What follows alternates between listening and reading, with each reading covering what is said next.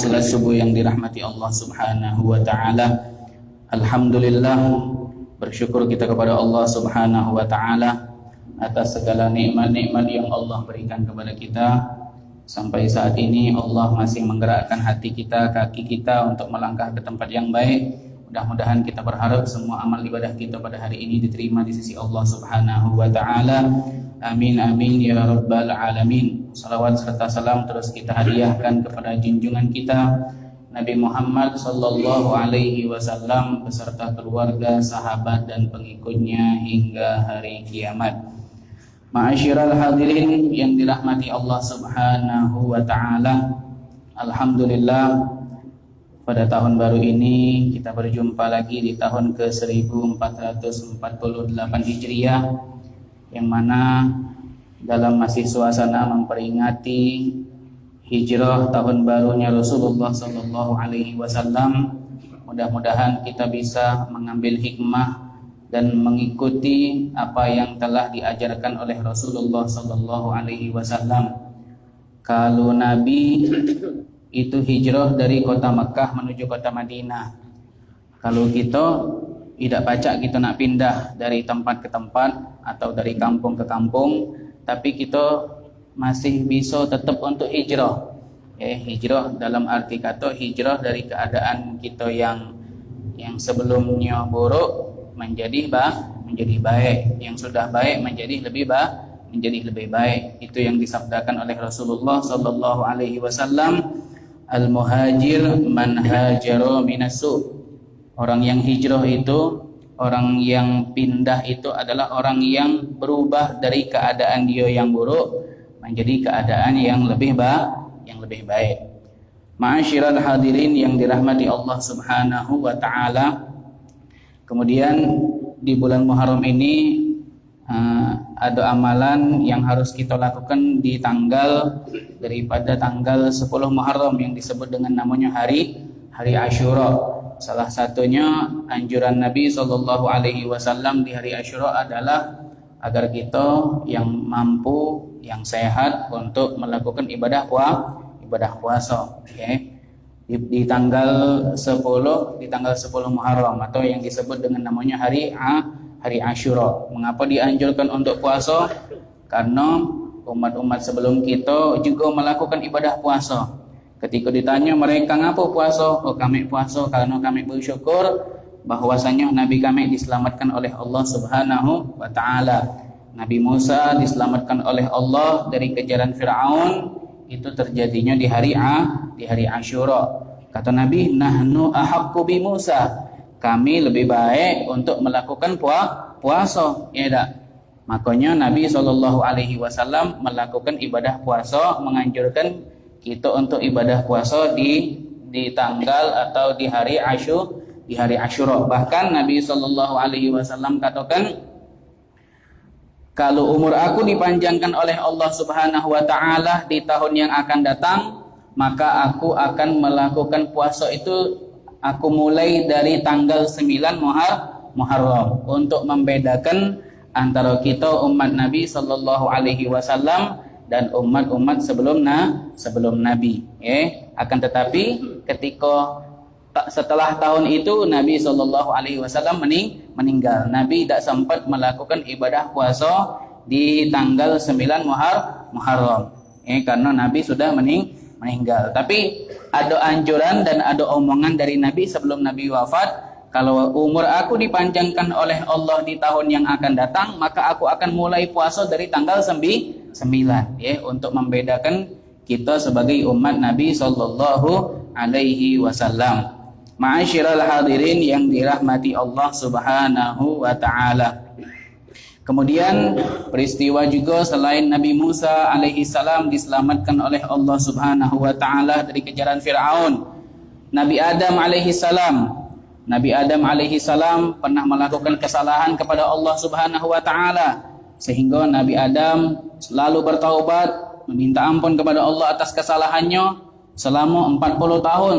Taubatnya belum diterima. Kapan taubat Nabi Adam alaihi salam diterima? Di tanggal 10 Muharram, tepatnya di hari Asyura.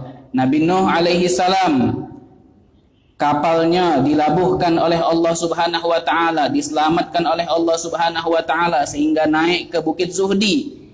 Itu juga terjadi di hari Asyura. Nabi Yusuf alaihi salam, Nabi Yusuf berpisah sama ayahnya yaitu Nabi Ya'qub alaihi salam.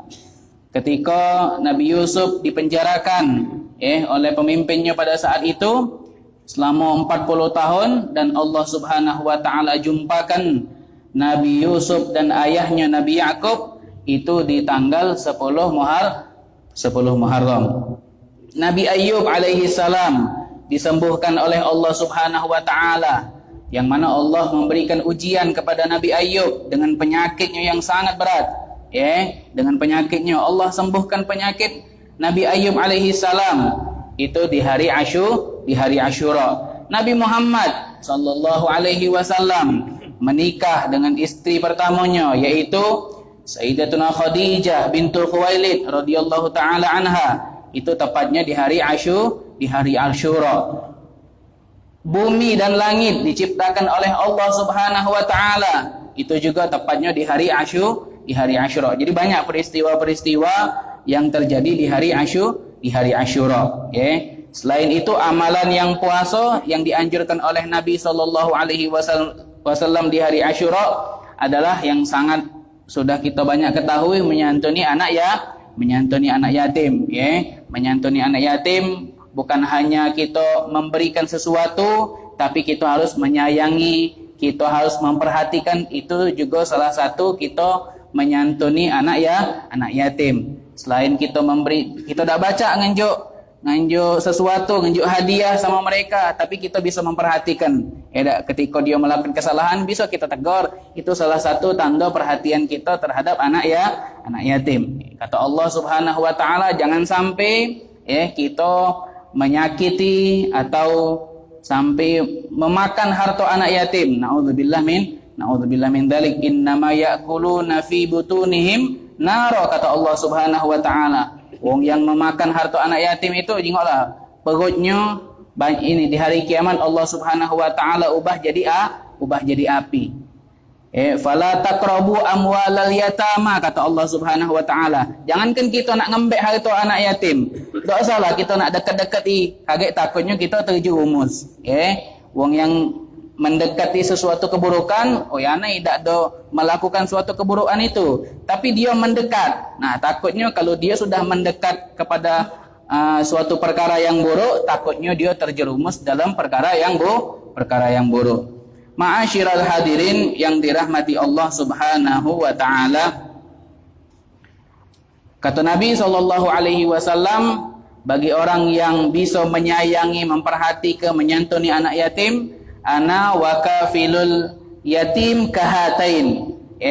Aku dan bersama orang yang mengurus, memperhatikan dan menyayangi anak yatim kelak di hari kiamat aku akan berdekatan. Dengan Nabi memberikan isyarat antara jari telunjuk dan jari tengah. Dekatnya aku sama wong yang memperhatikan, menyayangi, menyantuni anak yatim itu seperti jari telunjuk dan jari tengah. Betapa dekatnya seseorang yang menyayangi anak yatim dekat dengan Nabi sallallahu alaihi wasallam. Kita semua berharap kalau di hari kiamat pengen galau dekat sama Nabi. Nah, sedikit daripada amalan yang kita ketahui daripada anjuran di bulan Muharram ini, tepatnya di tanggal 10, bagi kita yang mampu, baik itu puasa ataupun menyayangi dan menyantuni anak yatim, ya bismillah kita lakukan. Ma'asyiral hadirin yang dirahmati Allah Subhanahu wa taala.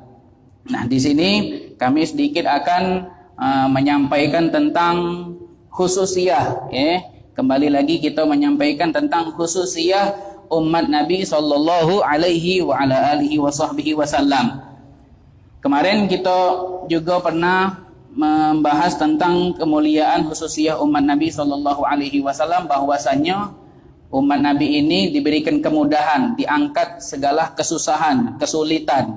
Dan sekarang salah satu juga khususiyah umat Nabi sallallahu alaihi wasallam, Allah berikan kemuliaan kepada umat Nabi dengan rahmat yang khusus. Allah Subhanahu wa taala memberikan kemuliaan kepada kepada umat Nabi dengan rahmat yang khusus. Rahmat yang khusus ini bukan Allah Subhanahu wa taala berikan kepada umat Nabi di dunia, tapi kemuliaan ini Allah Subhanahu wa taala berikan kepada umat Nabi kaget di hari kiamat. Di akhirat Allah Subhanahu wa taala akan muliakan umat Nabi dengan rahmatnya yang khusus. Kita bakal mendapatkan rahmat Allah yang khusus. Berkat siapa? Berkat Nabi sallallahu alaihi wasallam, karena kita dijadikan umat Nabi sallallahu alaihi wasallam. Kelak di hari kiamat, di dalam Al-Quran Allah Subhanahu wa taala mensifati, Allah Subhanahu wa taala mensifati umat Nabi sallallahu alaihi wasallam ini. Yang pertama adalah bahwasanya ada di antara golongan umat Nabi ini yang sangat taat, segala hal yang wajib dijalankan, segala hal yang haram ditinggalkan. Semua sunnah-sunnah Nabi sallallahu alaihi wasallam dilakukan. Bahkan hal-hal yang makruh, jangankan yang haram dilakukan, hal-hal yang makruh pun ditinggalkannya. Hal-hal yang makruh ditinggalkan. Itu adalah golongan pertama. Golongan pertama ini wong yang sangat hebat, dan mereka kelak di hari kiamat akan masuk duluan ke dalam surganya Allah Subhanahu wa taala dan mendapatkan derajat surga itu sangat tinggi. Derajatnya tinggi di dalam surga. Karena apa? Karena mereka ini disebut di dalam Al-Quran namanya sabiq. Disebut di dalam Al-Quran dengan namanya sabiq. Ini sangat luar biasa. Kelompok yang pertama ini paling hebatnya kelompok. Kemudian kelompok yang kedua yang disebut dengan namanya muqtasid. Muqtasid ini sama. Mereka akan masuk juga ke dalam surganya Allah Subhanahu wa taala setelah rombongan yang pertama. Tapi kalau rombongan yang pertama itu sangat luar biasa tingginya. Muqtasid ini kelompok yang di tengah-tengah. Perintah Allah Subhanahu wa taala dilakukan. Sunnah-sunnah Nabi sallallahu alaihi wasallam terkadang dia lakukan, hal-hal yang haram ditinggalkannya. Hanya saja dia kadang-kadang meninggalkan hal-hal yang sunnah, dan hal-hal yang makruh pun kadang-kadang dilakukan. Tapi hal-hal yang wajib dilakukan, hal-hal yang haram ditinggalkan. Tapi kadang-kadang kadang-kadang hal-hal yang sunnah dia tidak laku. Bukan galo-galo hal yang sunnah tidak dilakukan, bukan. Terkadang misal tidak sempat melakukan hal yang sunnah, akhirnya kadang-kadang ditinggalkan. Hal-hal yang makruh pun juga kadang-kadang dilakukan. Hal-hal yang makruh itu kan adalah hal-hal yang tidak disukai Allah dan Rasul, disebut dengan namanya hal-hal yang makruh. Nah, itu kelompok yang kedua. Nah, kelompok yang ketiga adalah orang yang zalim terhadap dirinya dewe. Yang disebut di dalam Al-Quran zalimun li nafsih. Orang yang zalim terhadap dirinya dewe. Orang yang zalim ini bukan arti kata segala hal yang wajib tidak dilakukan, bukan.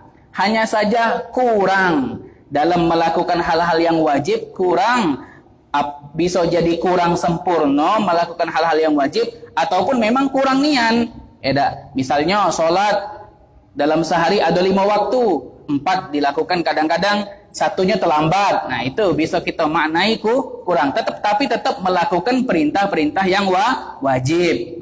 Dan terkadang juga orang yang kelompok yang ketiga ini, zalimun li nafsih ini, orang yang zalim terhadap dirinya dewe ini, kadang-kadang dia juga melakukan hal-hal yang diharamkan oleh Allah Subhanahu wa taala. Melakukan hal-hal yang diharamkan oleh Allah Subhanahu wa taala. Tapi setelah dia melakukan hal-hal yang diharamkan oleh Allah, dia bertaubat kepada Allah, mengakui kesalahannya. Aku ini pernah melakukan kesalahan, aku ini pernah melakukan hal-hal yang diharamkan oleh Allah Subhanahu wa taala. Kemudian dia bertaubat. Tapi tetap bukannya setiap hari melakukan hal-hal yang haram sampai lupa sama Allah Subhanahu wa taala, tidak. Tetap melakukan apa yang diperintahkan oleh Allah, tetap dijalaninya. Tapi agak kurang-kurang, mungkin sholatnya agak telat-telat, mungkin juga bisa jadi sholatnya kadang sudah lewat waktu, tapi tetap menjalankan perintah Allah Subhanahu wa ta'ala. Allah Subhanahu wa taala mensifati tiga kelompok ini di dalam Al-Qur'an, yang mana Allah Subhanahu wa taala berfirman, Bismillahirrahmanirrahim, "Tsumma awrathnal kitabal ladzina astafaina min ibadina faminhum zalimun li nafsihi wa minhum muqtasid wa minhum sabiqun bil khairati biidznillah dzalika huwal fadlul kabir." Kemudian Allah Subhanahu wa taala di dalam Al-Qur'an ini dijelaskan bahwasanya Allah ini memberikan warisan kepada Nabi sallallahu alaihi wasallam berupa Alkitab. Apa Alkitab? Yaitu Al-Qur'an. Yang Allah berikan kepada Nabi Muhammad. Alkitab, yang dimaksud Alkitab itu adalah Al-Qur'an. Kalau Nabi Musa ada kitabnya, kalau Nabi Isa juga ada Zabur, ada Taurat yang kita ketahui. Kalau Nabi Muhammad sallallahu alaihi wasallam kalau disebutkan di dalam Al-Qur'an Alkitab, berarti di situ yang dimaksud adalah Al-Qur'an. Nah, Allah Subhanahu wa taala memberikan warisan kepada Nabi sallallahu alaihi wasallam Alkitab. Siapa yang baca, mengamalkan, menjalankan apa yang ada di dalam Al-Qur'an ini, baik itu dengan dia membaca, mentadabburi Al-Qur'an, menjalankan apa yang ada di perintah yang ada di dalam Al-Qur'an, menjauhi larangan apa yang ada di dalam Al-Qur'an. Siapa wong yang baca ini? Alladzina astafaina min ibadina. Orang-orang yang kami pilih. Orang-orang yang sudah kami pilih, kata Allah Subhanahu wa taala. Wong yang bisa melakukan perintah yang ada di dalam Al-Qur'an itu Allah yang sudah memilihnya. Dari hamba-hamba kami, kata Allah, kami pilih. Oh, si fulan ini yang baca, yang dapat hidayat, yang agamanya Islam, baca melakukan solat, yang agamanya Islam, baca berpuasa. Itu adalah hamba-hamba yang dipilih oleh Allah Subhanahu wa taala. Jadi nikmat Islam ini berarti luar biasa. Nikmat Islam ini kita bisa solat, berarti kita ini adalah hamba-hamba yang dipilih oleh Allah Subhanahu wa taala. Dengan Islam ini kita baca solat. Dengan Islam ini kita baca puasa. Kalau bukan karena Islam, mungkin kita tidak puasa, kita tidak solat, tidak ada keimanan di dalam hati kita. Kita tidak solat, kita tidak puasa, kita tidak bayar zakat, kita tidak pergi haji, karena kita bukan wong Islam. Tapi inilah nikmat yang luar biasa dari Allah Subhanahu wa taala yang Allah sudah pilih untuk kita. Banyak di dalam bumi ini wong yang agamanya bukan Islam, padahal dia umat Nabi sallallahu alaihi wasallam. Apakah kaget dia masuk surga di dalam hari kiamat ni? Oh, belum. Tidak. Wong yang menyekutukan Allah Subhanahu wa taala itu tidak mungkin masuk ke dalam surga. Wong yang ada di dalam hati agamanya Islam, di dalam hatinya ada rasa keimanan, walaupun dia pernah melakukan dosa, walaupun dia pernah melakukan kesalahan kepada Allah Subhanahu wa taala, kaget ujung-ujungnya dia tetap bakal masuk ke dalam surga setelah dicuci, setelah dibersihkan dulu dirinya dari kesalahan.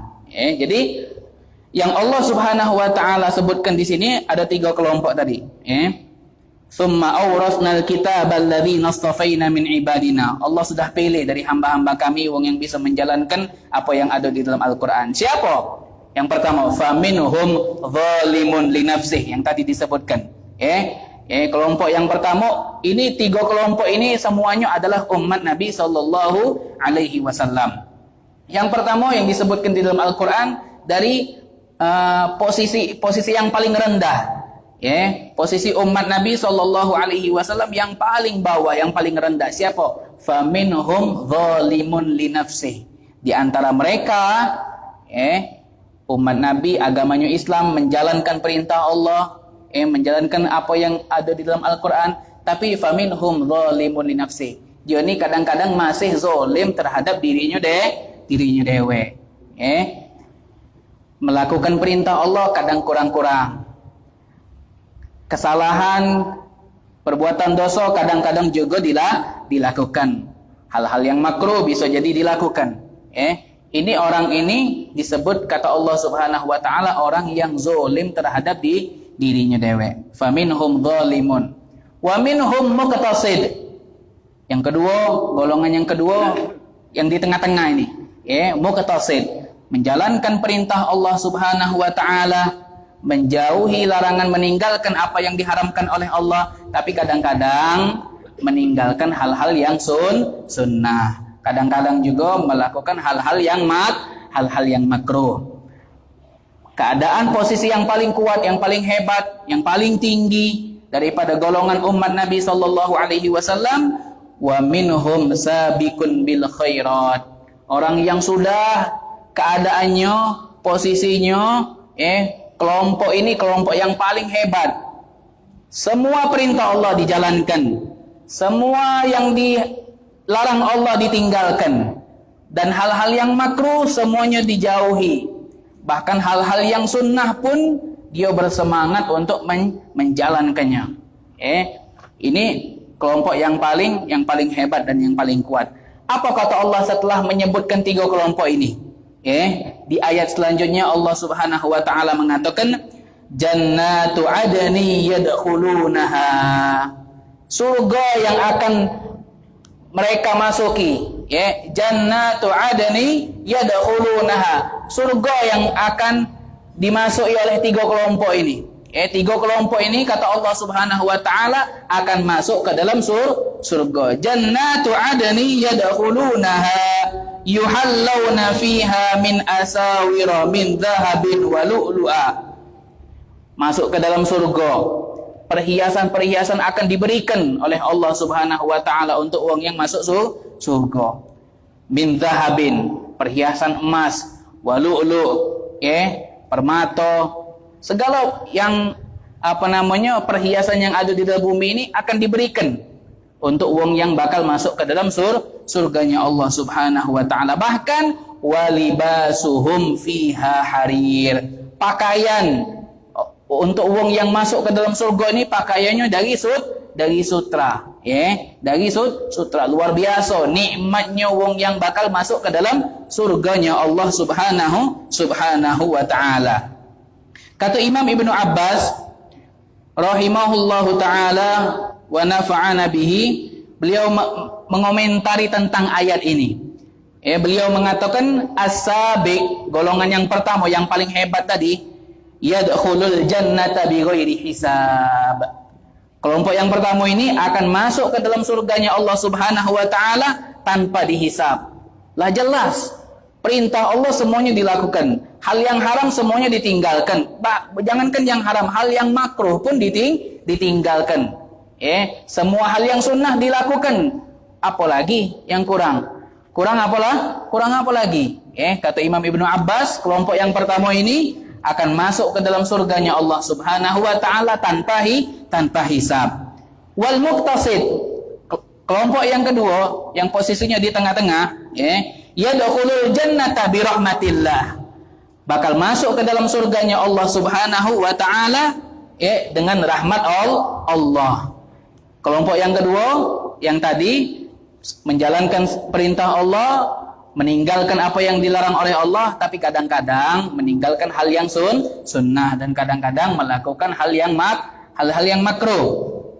Itu bakal masuk ke dalam surganya Allah Subhanahu wa taala dengan rahmat Allah. Dan kelompok yang ketiga adalah adz-dzalimu li nafsihi tadi, yadkhulul jannata, tetap masuk ke dalam surganya Allah Subhanahu wa taala dengan apa? Bi syafaati sayyidina Muhammad sallallahu alaihi wasallam, bakal masuk ke dalam surganya Allah dengan syafaatnya Nabi Muhammad sallallahu alaihi wasallam.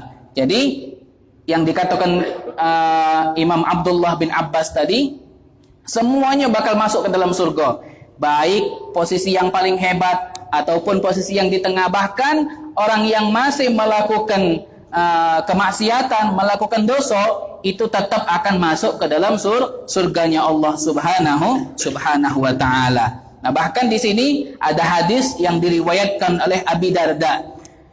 Hadis yang diriwayatkan oleh Abi Darda bahwasanya beliau mengatakan, sami'tu Rasulullah sallallahu alaihi wasallam yaqul. Abi Darda mendengar bahwasanya Nabi sallallahu alaihi wasallam pernah mengatakan, Nabi menyebutkan ayat yang tadi. Nabi mengatakan, qala Allah taala, thumma awrathnal kitaba alladhina astafaina min ibadina faminhum zalimun li nafsihi wa minhum muqtasid wa minhum sabiqun bil khairati biidznillah. Kata Imam Abi Darda, fa ammal ladzina sabaqu fa ulaika yadkhulul jannata bighairi hisab wa ammal ladzina iqtasadu fa ulaika yuhasabuna hisaban yasira. Kata Imam Abi Darda, kelompok yang pertama masuk dalam surga tanpa hisab, sama seperti apa yang dikatakan oleh Imam Abdullah bin Abbas.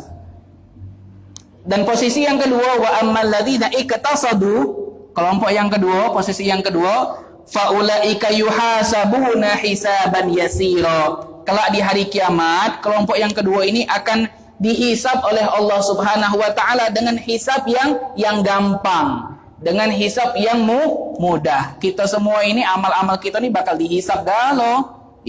Makanya ketika ada ayat-ayat di dalam Al-Qur'an, ayat-ayat yang disebutkan ketika Allah Subhanahu wa taala di dalam surat yang sering dibaca ketika sholat Jumat, di dalam surat itu, ketika sholat Jumat itu surat Al-Ghasyiyah itu disebutkan, itu ada ayat yang menyebutkan kaget di hari kiamat ada orang-orang yang masuk ke dalam surga dihisapnya dengan hisap yang yasira. Nah di situ disunnahkan, kata Nabi SAW ketika menemui ayat yang mana di situ menyebutkan Allah bakal menghisap kelompok di hari kiamat dengan hisap yang mudah, nah mintalah di situ. Allahumma hasibni hisaban yasira. Ya Allah, aku juga melok minta, kelak di hari kiamat hisaplah aku dengan hisap yang mudah baik, yang mudah-mudah, tidak usah dipersulit. Hisapnya tolong digampangkan, dimudahkan. Minta sama Allah Subhanahu wa taala. Kemudian kelompok yang ketiga kata Imam Abi Darda, wa ammal ladzina zalamu anfusahum, orang yang zalimun li nafsihi itu tadi, fa ulaika yuhbasuna fi tulil mahsyar. Mereka karena dia sempat pernah melakukan hal-hal yang diharamkan oleh Allah Subhanahu wa taala dan kurang sempurna dalam melakukan perintah Allah Subhanahu wa taala, fa ulaika yuhbasun.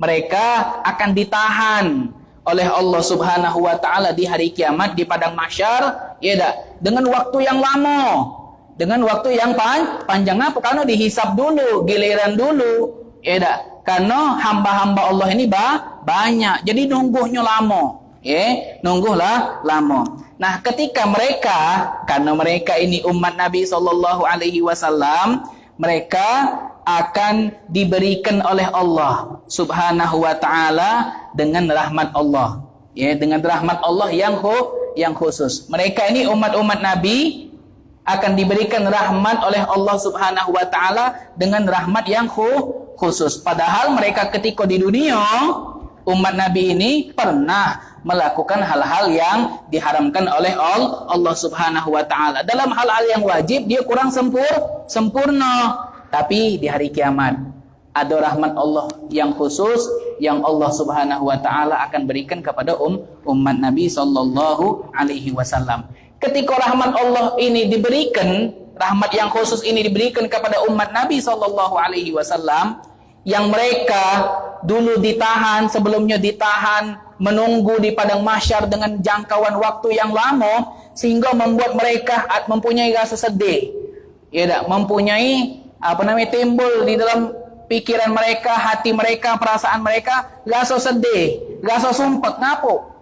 Ini yang dikumpulkan ini bukan uang yang dikit. Dari pertama kali manusia diciptakan sampai terakhir manusia yang diciptakan itu dikumpulkan kaget.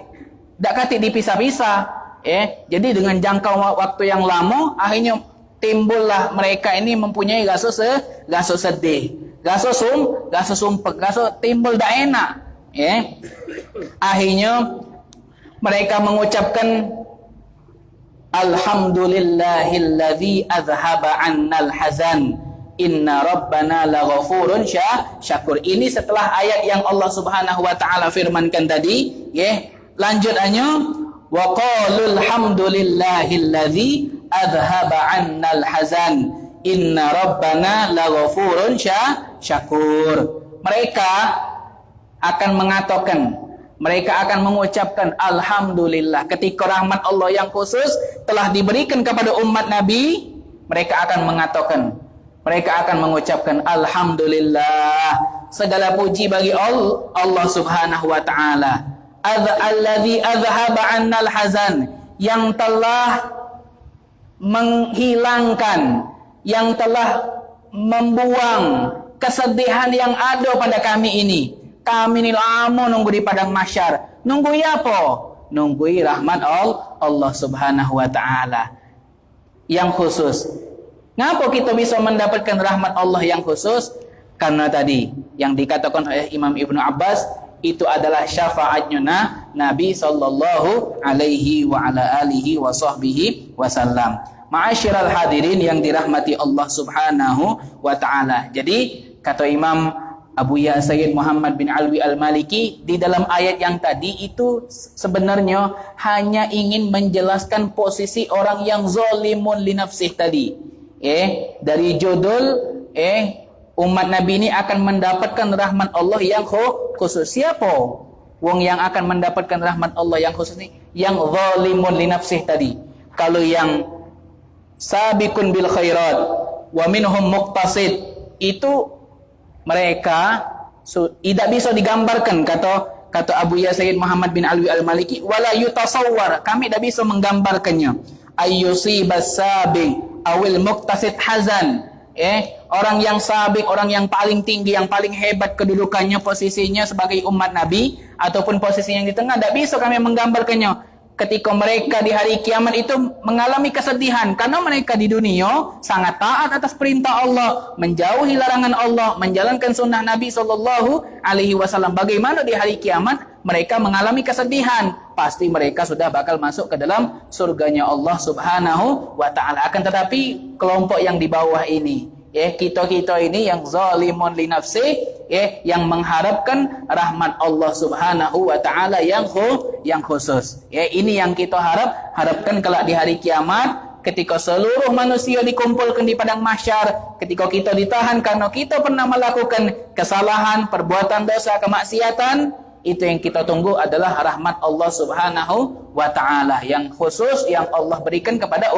umat Nabi sallallahu alaihi wa ala alihi wa sahbihi wasallam. Makanya dikatakan oleh Imam Muhammad Ibnul Hanafiyah radhiyallahu taala anhu, ini umat Nabi ini adalah ummatun marhumah, umat yang disayang, umat yang dikasih umat Nabi ini. Umat yang dikasih. Al-zalim, uang yang zalim tadi, yang kurang dalam perintah Allah, yang galak melakukan kesalahan kemaksiatan, maghfurun lahu. Di hari kiamat mereka ini akan diampuni oleh Allah Subhanahu wa taala. Mereka akan mendapatkan ampunan dari Allah Subhanahu wa taala. Jadi sangatlah beruntung kita menjadi umat Nabi sallallahu alaihi wa ala alihi wa sahbihi wasallam. Ma'asyiral hadirin yang dirahmati Allah Subhanahu wa taala, mungkin inilah momen di tahun baru ini kita mungkin bisa lebih semangat lagi dalam menjalankan perintah Allah Subhanahu wa taala dan meninggalkan apa yang telah dilarang oleh Allah Subhanahu wa taala. Amin amin ya rabbal alamin. Mungkin ini saja yang bisa saya sampaikan, lebih kurang saya mohon maaf. Pada Allah Subhanahu wa taala saya mohon ampun. Wabillahi taufik wal hidayah. Wassalamualaikum warahmatullahi wabarakatuh. Alhamdulillahirabbil alamin. Allahumma shalli wa sallim ala